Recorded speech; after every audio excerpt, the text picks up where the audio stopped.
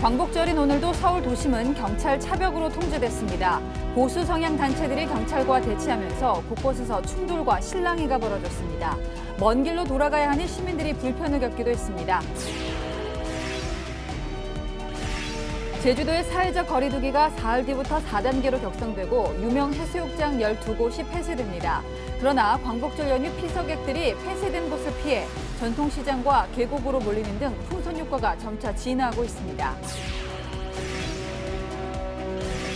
황교익 씨의 경기관광공사 사장 내정과 관련한 보훈 인사 논란이 계속되고 있습니다. 이재명 지사 측은 지사가 개입하지 않았다고 강조했지만 이낙연 전 민주당 대표 측은 상식에서 벗어난 인사라고 지적했습니다. 국민의힘 이준석 대표와 윤석열 전 검찰총장의 갈등이 두 사람 간의 통화 녹취록 유출 의혹으로 번졌습니다. 통화 내용을 이 대표 측이 녹취록으로 만들어 유포했다는 건데 이 대표는 녹취록은 없다고 해명했습니다. 미군 최종 철수를 2주 앞두고 아프가니스탄이 혼란에 빠졌습니다. 탈레반이 주요 도시 3분의 1을 장악하면서 아프간이 1970년대 베트남처럼 될 수 있다는 우려가 커지고 있습니다. 광복절 76주년인 오늘 뉴스에는 완벽하게 봉쇄된 광화문부터 보여드리겠습니다.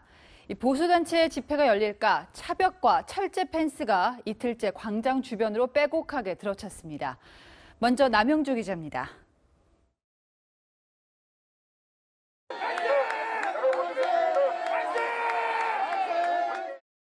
태극기를 든 인파가 경찰과 뒤섞여 골목을 가득 메웠습니다. 광화문 진입이 막힌 보수단체 회원들이 종로 일대에서 산발적으로 시위를 벌인 겁니다. 1인 걷기 운동을 표방했지만 일부에선 여러 명이 다닥다닥 붙어 경찰과 대치하기도 했습니다. 마스크를 턱에 걸친 채 경찰에 항의하는 등 곳곳에서 실랑이가 이어졌습니다. 조직을 준수될 수 있도록 협조 부탁드리겠습니다. 보수단체 측은 오후 3시 광화문 내거리에서 기자회견을 예고했지만 경찰이 철제 펜스와 차벽으로 진입을 원천 차단했습니다. 격한 실랑이 끝에 기자회견은 예정된 장소와 300m 떨어진 곳에서 진행됐습니다. 대한민국 수도 서울 한복판에서 불법적 도심 봉쇄 조치가 이루어졌습니다. 연휴 이틀째 지하철 1호선 시청역과 종강역의 출구 일부가 통제돼 시민들은 큰 불편을 겪었습니다. 광화문에 볼일 보러 왔다가 나갈 수가 없으니까 다 통제돼가지고 다시 집으로 가려고 그래요. 광화문으로 향하는 길목이 봉쇄됐고 곳곳에서 경찰 검문이 이루어졌습니다. 지금 갈 길 잃었습니다. 어디 가시냐고 물어봐가지고 헝거렁거리고 내릴 때마다 무섭습니다. 폐쇄 절차에 들어간 사랑제일교회는 오늘도 대면 예배를 강행했고 관할 성북구청은 약 800명의 교인이 다녀간 것으로 파악하고 있습니다. 보수단체 측은 내일도 기자회견을 비롯한 1인 걷기 운동을 이어가겠다고 밝혔습니다. 경찰은 오늘 집회 과정에서 공무집행을 방해한 혐의 등으로 2명을 입건하고 어제 집회에서 경찰관을 폭행한 50대 남성의 구속영장을 신청했습니다. 채널A 뉴스 남영주입니다. 네, 그런데 어제 다른 집회도 있었습니다. 민노총 또 진보단체가 한미연합훈련에 반대를 했는데 경찰이 보수 집회는 막으면서 이거는 왜 허용을 했을까요? 정현우 기자가 그 이유를 따져봤습니다. 파란 풍선을 든 사람들이 줄줄이 걸어갑니다. 풍선엔 한미연합 군사훈련을 중단하라는 문구가 적혀 있습니다. 민노총과 한국진보연대 등 진보성향 단체 회원 200여 명이 어제 벌인 1인 시위입니다. 이들은 서대문역 사거리에 집결해 서울역, 충정로역 등 주변에서 70m 간격을 두고 1시간 정도 시위를 진행했습니다. 경찰은 일부 해산을 시키기도 했지만 대부분 거리 두기를 지켰다며 시위 진행을 허용했습니다. 1인 시위는 심지어 경찰청 앞에서도 진행됐습니다. 경찰의 이런 집회 대응에 형평성 논란이 일고 있습니다. 집회를 원천적으로 봉쇄당한 보수 집회 참가자들은 일관성이 없다고 항의했습니다. 아니 이거 왜 나서가는 거야? 아니 대한민국을 이렇게 어떻게 하고 왜 이렇게 차이가 나냐고. 여기는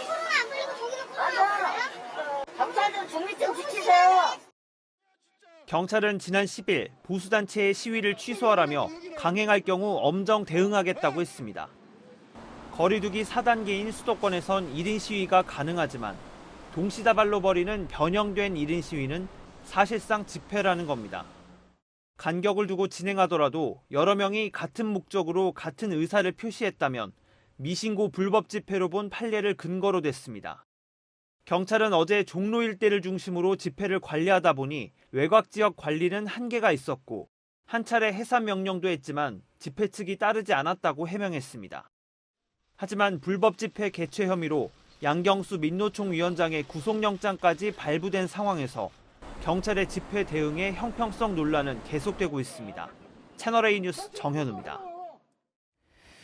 네, 방금도 보셨지만 그렇다면 지금 양경수 민노총 위원장은 어디 있을까요? 경찰이 구속영장 집행에 들어갔지만 소재가 파악되지 않고 있습니다. 양 위원장이 끝까지 응하지 않는다면 물리적 충돌로 이어질 가능성 적지 않습니다. 이은우 기자입니다. 경찰이 어제부터 양경수 민노총 위원장에 대한 강제 구인 절차에 들어갔습니다. 법원이 지난달 3일 불법 집회를 주도하고 방역 수칙을 어긴 혐의로 구속영장을 발부한 건 그제입니다. 하지만 양 위원장 측이 휴대전화를 꺼놓고 협조하지 않자 경찰이 소재지 파악 등 체포 작업에 착수한 겁니다. 앞서 민노총은 모든 사법 절차에 불응하겠다는 입장을 밝혔고 양 위원장은 영장 심사에도 나타나지 않았습니다. 정부가 감염 실패 책임을 민주노총에게 돌리려고 하는 시도는 실패했습니다. 하지만 실제 구속까지는 적지 않은 시간이 걸릴 전망입니다. 양 위원장이 있는 곳을 정확히 파악하려면 통신 영장이 필요하고 다른 사람이 소유한 건물에 있을 경우 수색 영장도 받아야 합니다. 실제로 민노총 사무실은 서울 종동에 있는 언론사 건물에 입주해 있고 양 위원장은 오는 18일 사무실에서 기자간담회를 예고했습니다. 민노총은 과거에도 지도부 체포를 놓고 경찰과 충돌을 빚은 적이 있습니다. 지난 2013년 김명환 전 철도노조 위원장 체포 과정에선 경찰 병력 5,000명이 투입됐는데 건물 현관문이 깨지고 부상자가 속출했습니다. 지난 2015년 한상균 전 민노총 위원장은 조계사에 피신한 지 25일이 지나서야 구속 집행이 이뤄지기로 했습니다. 채널A 뉴스 이은우입니다. 코로나19 확산세는 전혀 잡히지 않습니다. 40일째 하루 1,000명대씩 확진자가 쏟아집니다. 이런 날 문재인 대통령은 10월까지 전 국민 70% 2차 접종을 마치겠다고 했습니다. 당초 목표보다는 한 달 당겨진 거죠. 하지만 아직도 백신은 부족합니다. 구체적인 수급 계획도 공개하지 않았습니다. 김단비 기자입니다. 문재인 대통령은 국민 70%의 코로나 백신 접종 완료 목표 시기를 앞당겼습니다. 10월이면 전 국민의 70%가 2차 접종까지 완료할 것이며 목표 접종률을 더욱 높일 것입니다. 한 달 빨라졌고 델타 변이 유행으로 집단 면역 형성이 어렵다는 지적에 따라 집단 면역이라는 단어가 사라졌습니다.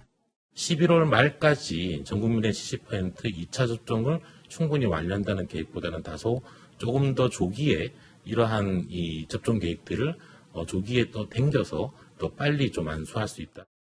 국민 70%인 3,600만 명 중 접종 완료자와 1차 접종자를 제외하면 1,400만 명이 더 맞아야 합니다.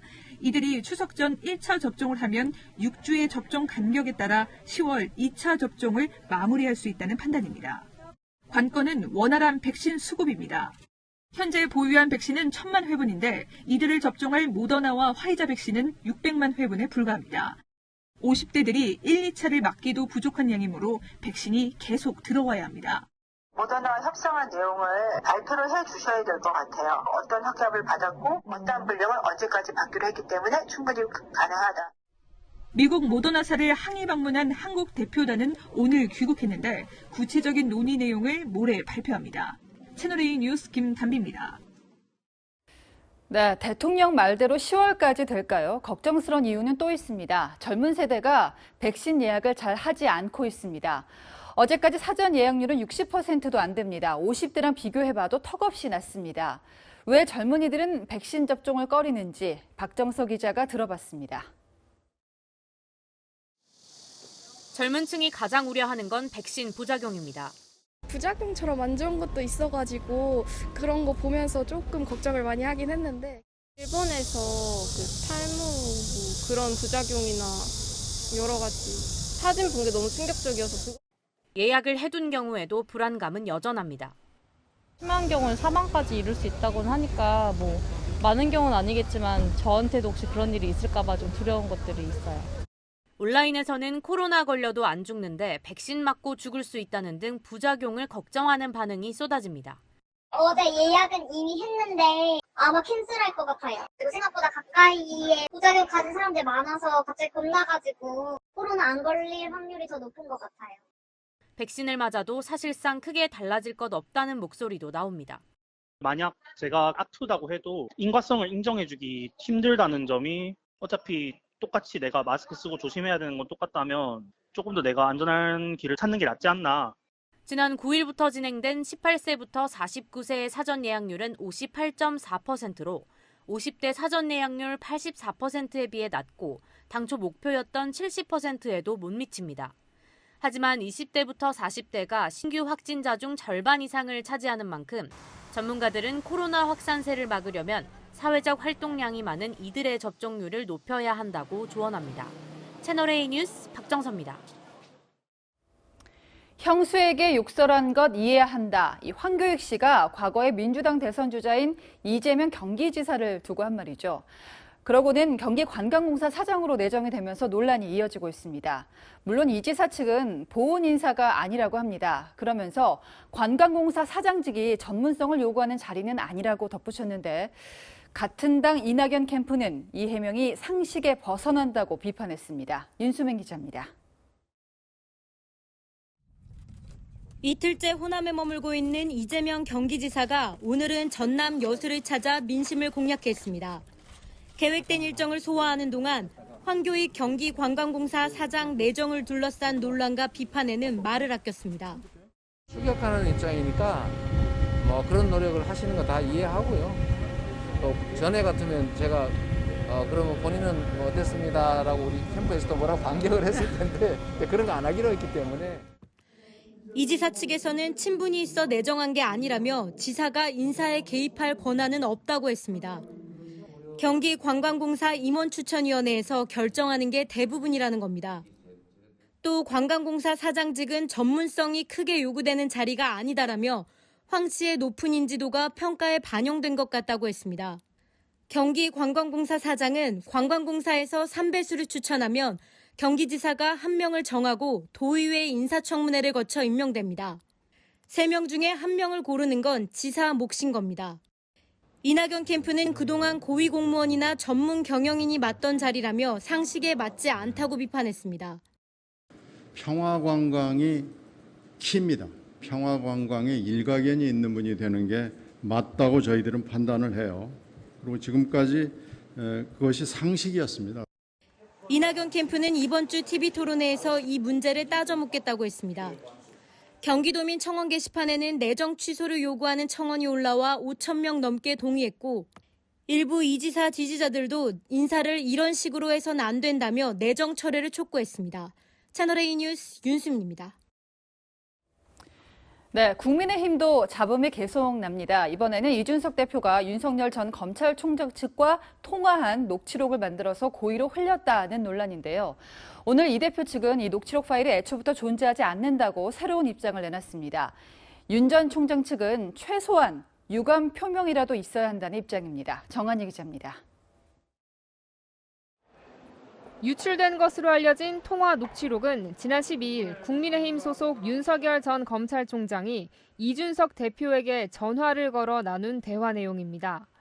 윤석열 캠프 신지호 정무실장의 탄핵 발언에 대해 윤 전 총장이 이해를 부탁한다. 대표님과 나는 손잡고 가야 된다고 하자 이 대표는 그런 정서가 캠프 구석까지 갔으면 좋겠다고 답하는 내용 등이 담겼습니다. 이 대표 측에서 녹취록을 만들어 유포했다는 의혹이 제기되자 이 대표는 정체불명의 내용이 돈다며 녹취 파일이 존재하지 않으므로 녹취록도 존재하지 않는다고 해명했습니다. 윤석열 캠프 관계자는 녹취록 유출 논란에 대해 최소한 당대표 유감 표명은 있어야 하지 않냐고 불편한 심경을 드러냈습니다. 윤 전 총장은 우회적으로 이 대표를 비판했습니다. 국민의힘부터 먼저 공정과 상식으로 단단하게 무장되어야 한다. 저는 그렇게 생각하고 있습니다. 오늘 18일로 예정된 토론회 참석 여부에 대해선 원칙에 따른 결정이면 따르겠다고 했습니다. 토론회 방식과 시기를 두고는 당 지도부 내에서도 파열음이 일고 있습니다. 이 대표는 경선준비위원회가 결정한 후보자 간 2회 토론을 발표회 형식으로 한 번만 치르는 방안을 모레 최고위원들과 논의할 계획입니다. 하지만 김재원 최고위원은 토론회든 발표회든 경준이 권한 바뀌기 때문에 취소해야 한다고 주장했고, 조수진 최고위원도 원칙과 기준을 지켜야 한다고 했습니다. 채널A 뉴스 정한입니다. 문재인 대통령에게 오늘은 임기 중 마지막 광복절이기도 했습니다. 최근 일본과 관계가 녹록지 않아서일까요? 대화의 문은 열려 있다. 메시지는 원론적인 수준이었고 새로운 제안은 찾기가 어려웠습니다. 전혜정 기자입니다. 문재인 대통령은 광복절 경축사에서 해방 다음 날인 1945년 8월 16일 민족 지도자 안재홍 선생이 보여준 포용적인 자세를 언급했습니다. 패전한 일본과 해방된 한국이 동등하고 호혜적인 관계로 나아가자고 제안했습니다. 우리는 폐쇄적이거나 적대적인 민족주의로 흐르지 않았습니다. 한일 양국이 함께 경제 성장을 이뤘다면서 앞으로도 함께 가야 한다고 강조했습니다. 과거사 문제 해결과 수출 규제 책임을 일본에 돌렸던 과거 발언에 비해 대화에 더 무게를 둔 겁니다. 강제징용이나 위안부 문제에 대한 구체적인 언급도 피했습니다. 대북 메시지엔 한반도 비핵화와 항구적 평화 원칙을 강조하면서도 한미 연합훈련을 둘러싼 최근 북한의 반발을 의식한 듯 새로운 제안을 하진 않았습니다. 오늘 광복절을 맞아 봉오동 전투의 영웅 홍범도 장군의 유해가 우리나라에 도착합니다. 홍범도 장군이 지난 1943년 사망한 지 78년 만입니다. 홍 장군의 유해는 내일과 모레 이틀간 국민 추모 기간을 거친 뒤 대전 현충원에 안장됩니다. 채널A 뉴스 전혜정입니다.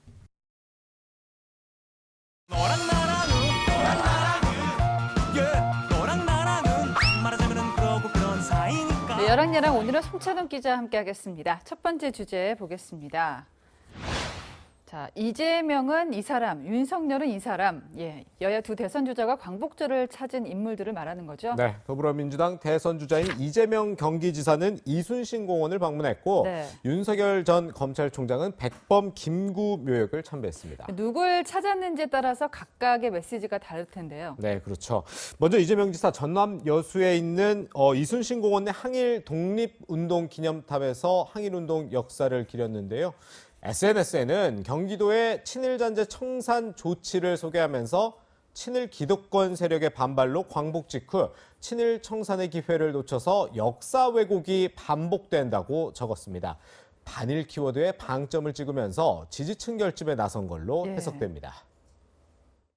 일본 측이 깊은 사과나 반성보다는 독도 문제를 도발한다든지 또는 정치 문제에 경제 문제를 결합해서 별로 효용성도 없는 경제 제재를 가한다든지 이런 것들은 한일 관계 발전에 도움이 안 됩니다.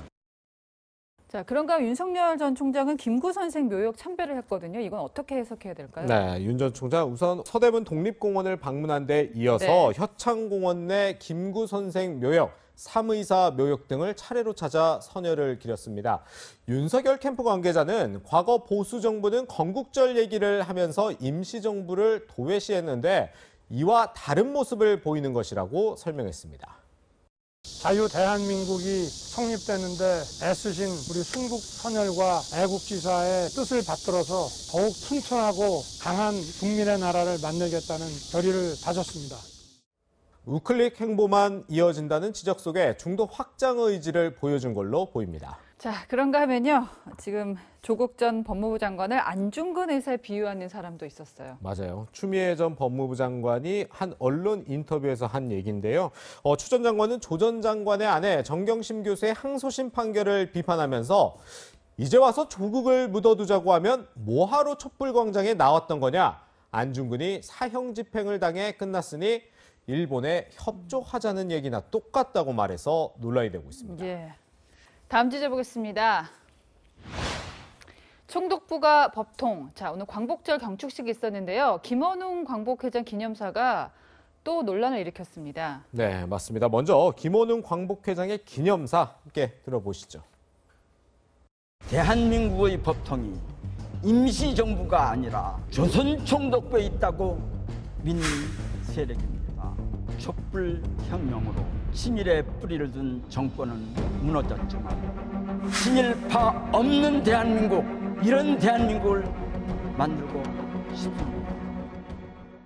그러니까 대한민국 뿌리를 조선 총독부로 보는 세력이 과연 있을까 모르겠습니다만은 특정 정당을 직접 언급하진 않았죠. 맞습니다.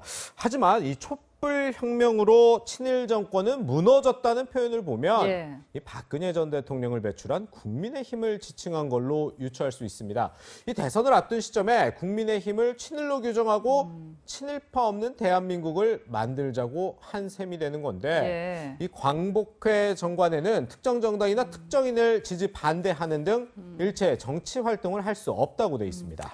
김원웅 회장은 그 이전에도 비슷한 논란이 있었는데 국민의힘은 어떤 반응을 내놨습니까? 네, 국민의힘은요. 정치 중립 의무를 저버린 막무가내 기념사다 이렇게 비판했습니다. 대한민국 국민 모두의 기념일인 광복절 기념식을 자기 정치의 장으로 오염시킨 김 회장은 즉각 사퇴해야 합니다. 국민 분열을 방조하는 문재인 대통령에게도 근본적 책임이 있습니다. 지금 마지막에 문재인 대통령 책임을 얘기를 하거든요. 그리고 대통령 경축사 직전에 이게 기념사가 이제 영상으로 나왔었는데 이 부분이 중요합니다. 과연 청와대와 교감을 했던 메시지인가? 네, 이 김원웅 회장의 기념사는 사전 녹화로 진행이 됐고요. 또 어제 이 청와대 관계자들이 참관한 리허설 때 방영이 됐습니다. 그 말은 청와대도 내용을 미리 알았다는 얘기죠. 그렇죠. 이 청와대 관계자는 이 당혹스럽지만 청와대에서 내용을 고치라고는 할 수 없다 이렇게 얘기를 하기도 했는데 포용을 강조한 문재인 대통령의 경축사와 특정 세력을 친인이라 주장하는 광복회장의 기념사가 동시에 나오면서 올해 광복절에는 어떤 의미를 담은 건지 국민도 헷갈릴 것 같습니다. 네, 과연 누구의 말이 우리 정부 입장인지 참 저희도 헷갈립니다. 지금까지 여랑야랑이었습니다. 네, 코로나19 중대기로에 선 광복절 연휴, 예상대로 사람들은 폐쇄되지 않은 관광지를 찾아서 모였습니다. 제주도도요, 결국 18일부터 거리두기 4단계 카드를 꺼내 들었습니다. 강경모 기자입니다. 피서객들이 즐겨 찾는 동해안의 관광수산시장. 광복절 연휴를 맞아 사람들로 북적입니다. 모두 마스크를 쓰고 있지만 너무 다닥다닥 붙어서 위험해 보일 정도입니다.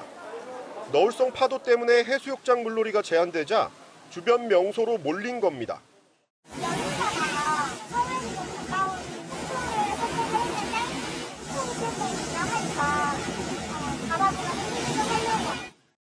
시장으로 가는 도로 2차선은 차량들로 정체가 빚어졌고 이렇게 시장 주차장도 피서객의 차량들로 빈자리 없이 꽉 찼습니다.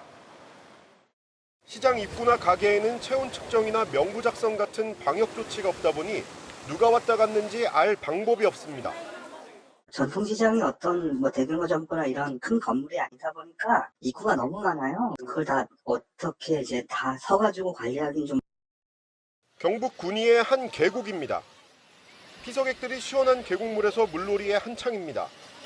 일부는 마스크를 쓰지 않았고 5명 이상 모여 물놀이를 하기도 합니다.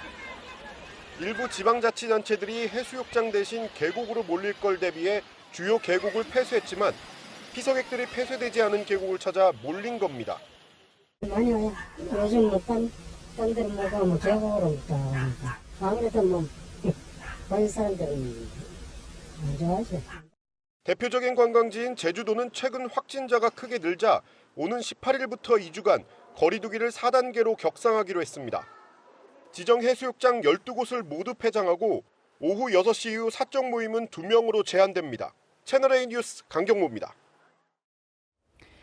동해안에 가신 분들 코로나 말고도 조심하실 게 또 있습니다. 너울성 파도가 침묵의 습격자처럼 순식간에 사람을 삼키고 있습니다. 배유미 기자입니다. 구조대원들이 급히 바다로 뛰어들어 패들보드에 매달려 있던 남성을 구조해냅니다. 천천히 넣으시니까 천천히. 어제 저녁 6시쯤 강원 양양군 남대천 하구 앞 바다에서 패들보드를 타던 40대 남성이 파도에 휩쓸렸다 구조됐습니다. 강이 내려오면 바다랑 이렇게 만나는 지점에서는 좀 파도도 좀 있고 하니까 어제 같은 경우는 파도가 이렇게 높기도 하고. 구조대원들이 물에 빠진 남성을 간신히 보트로 끌어올립니다. 강원 속초항 앞 바다에서 물놀이를 하던 20대 남성이 파도에 떠내려갔다 구조됐지만 끝내 숨졌습니다. 해경은 두 사고 모두 너울성 파도로 인해 발생한 걸로 추정하고 있습니다.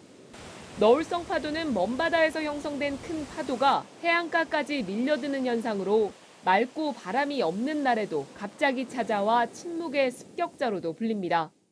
일반 파도에 비해 파도가 치는 주기와 파장이 길어 한번 휩쓸리면 먼 바다까지 떠내려갈 수 있습니다. 또 해안가에 이르면 힘이 약해지는 일반 파도와 달리 한꺼번에 많은 양의 바닷물을 몰고 와 위협적입니다. 최근 3년간 발생한 너울성 파도 사고는 29건, 한 해 평균 5명이 숨졌습니다. 지난주에는 태풍 루핏의 간접 영향에 이어 최근 풍랑주의보가 발효되면서 너울성 파도가 이어진 것으로 기상청은 보고 있습니다. 너울성 파도가 예보되면 해안가와 방파제 출입을 자제하는 등 각별한 주의가 필요합니다. 채널A 뉴스 배유미입니다. 오늘 새벽 서울 강북구에 있는 아파트에서 큰 불이 났습니다. 어린아이 2을 포함해 일가족 4명이 목숨을 잃고 말았는데요. 13층이었지만 스프링클러는 없었습니다. 김승희 기자입니다. 아파트 베란다에서 검은 연기와 함께 시뻘건 불길이 치솟습니다. 놀란 주민들이 잠옷 차림으로 서둘러 대피합니다.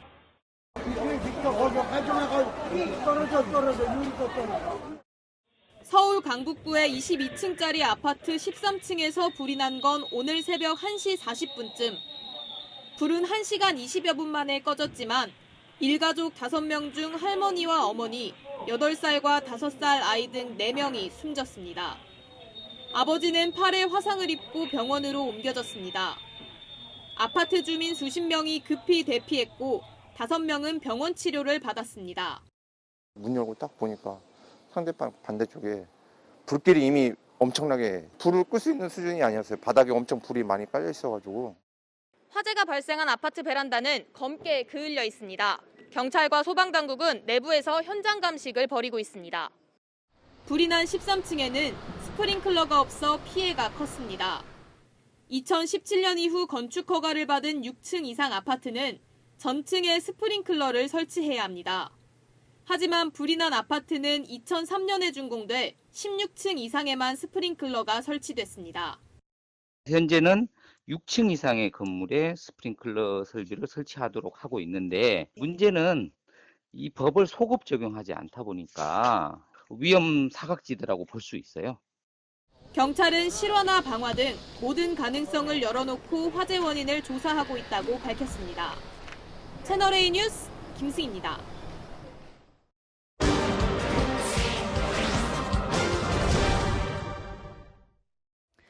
20년 전 9.11 테러로 상처 입은 미국, 피해 반격에 나서면서 긴 전쟁이 시작됐죠. 20년 동안 승자가 없었던 전쟁, 결국 최근 바이든 행정부가 수렁에서 발을 뺐지만 이제 그 빈자리를 다시 탈레반 반군이 차지하고 있습니다. 오늘 탈레반의 수도 카불 진입 움직임이 포착됐다는 뉴스가 들어왔습니다. 세계를 보다 강은하 기자입니다. 경적을 울리며 환호하는 사람들. 아프간에서 두 번째로 큰 도시인 칸다하르가 탈레반에 넘어간 겁니다. 탈레반은 이미 아프간 34개 주도 중 24곳을 빼앗았고 수도 카불에서 11km 인근까지 근접했습니다. 폐허가 된 마을 곳곳에선 총성이 울리고 아프간 정부군 시신을 끌고 가는 탈레반 반군은 전쟁의 잔혹함도 신의 이름으로 정당화합니다.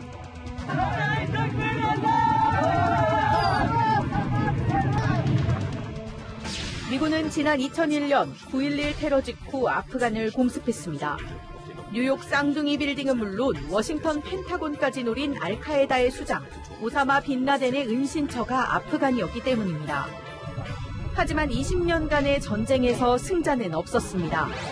미군 등 연합군 3,500여 명이 숨졌고 아프간 군경 7만여 명과 탈레반 반군 8만여 명이 목숨을 잃었습니다. 미군은 100조 원 가까운 돈을 쏟아부었지만 아프간 정부는 밑빠진 독이었습니다. We lost thousands, lost death and injury, thousands of American personnel. They've got to fight for themselves, fight for their nation.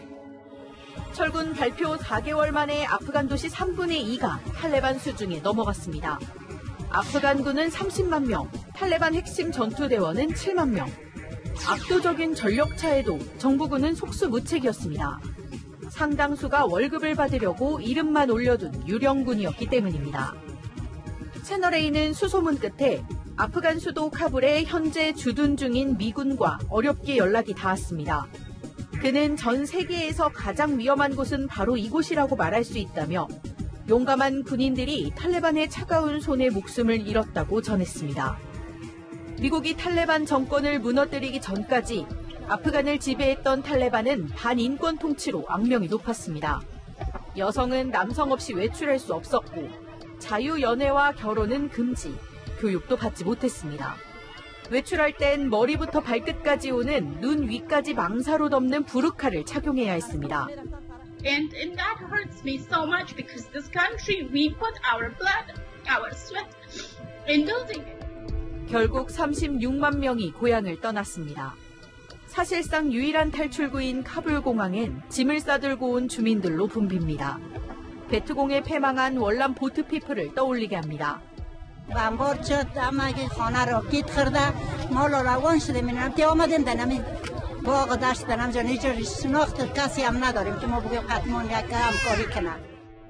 이런 상황에서 탈레반과 접촉을 시도하며 적극 나서는 건 중국입니다. 지난달 말 중국 왕이 외교부장이 탈레반 2인자와 만났습니다. 이중 간의 균열을 해결하거나 자국의 유리한 환경을 만들기 위해서 탈레반과 접촉했다고 할 수 있습니다. 영국 일간 가디언은 이번 사태가 사이공을 떠올리게 한다고 보도했습니다. 자유는 공짜가 아니다. 스스로 지킬 힘이 없다면 인권 시계는 20년 전으로 돌아갈 수밖에 없습니다. 세계를 보다 강은하입니다. 네, 카리브해 최빈국 IT도 지금 아비 규환입니다. 우리에게도 잘 알려진 10년 전 대지진조차 여태 복구가 안 됐는데요. 또다시 7.2 강진이 닥쳤습니다. 서철의 기자입니다. 처참히 무너져 내린 건물 잔해 사이로 구조대원들과 주민들이 아이의 시신을 수습합니다. 7살 딸을 잃은 어머니는 그 자리에 주저앉아 오열합니다. 중남미 카리브해 최빈국 IT에서 규모 7.2의 강진이 발생한 건 현지 시간 토요일 오전 8시 반쯤입니다. 지금까지 300여 명이 숨졌고 1,800명이 넘는 사람이 다쳤습니다.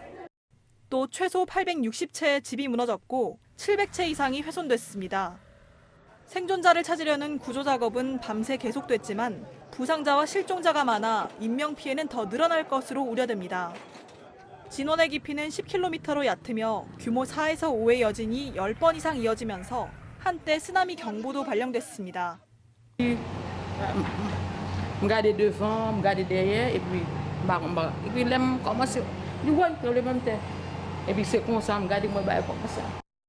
이번 지진은 발생 지점에서 320km 떨어진 자메이카에서까지 감지됐습니다. 앞서 지난 2010년 대지진으로 22만여 명이 넘는 사망자가 발생했던 때의 악몽을 기억하는 IT 국민들은 충격에 빠졌습니다. 국민의 60%가 빈곤층인 IT는 거의 해마다 자연재해와 전염병을 겪고 있고 지난달에는 대통령이 암살되면서 정치적 혼란이 계속되고 있습니다.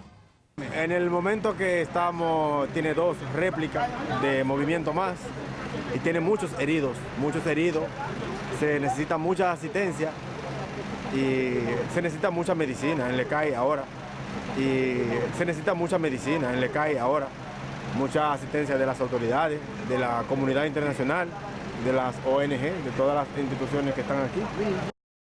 엎친 데 덮친 격으로 IT는 이번 주 열대성 태풍 그레이스의 영향권 안에 들어갈 것으로 보여 폭우 피해까지 우려됩니다. 채널A 뉴스 서채리입니다. 광복절을 맞아 서울은 맑은 하늘 아래에 태극기가 펄럭였지만 동해안과 제주엔 비가 내렸습니다. 연휴 마지막 날인 내일까지도 제주와 남해안은 비가 오락가락하겠습니다. 특히 제주엔 최대 120mm, 시간당 50mm의 많고 강한 비가 예상되고요. 경기 동부와 강원 영서엔 소나기도 지날 전망입니다. 한편 폭염주의보가 다시 발표됐습니다. 내일 서울이 32도, 대전과 광주도 31도까지 오르겠습니다. 당분간 30도를 웃도는 무더위가 이어지겠고요. 비와 소나기 소식이 잦을 전망입니다. 날씨였습니다. 네, 오늘 뉴스 여기서 마칩니다. 내일도 뉴스입니다.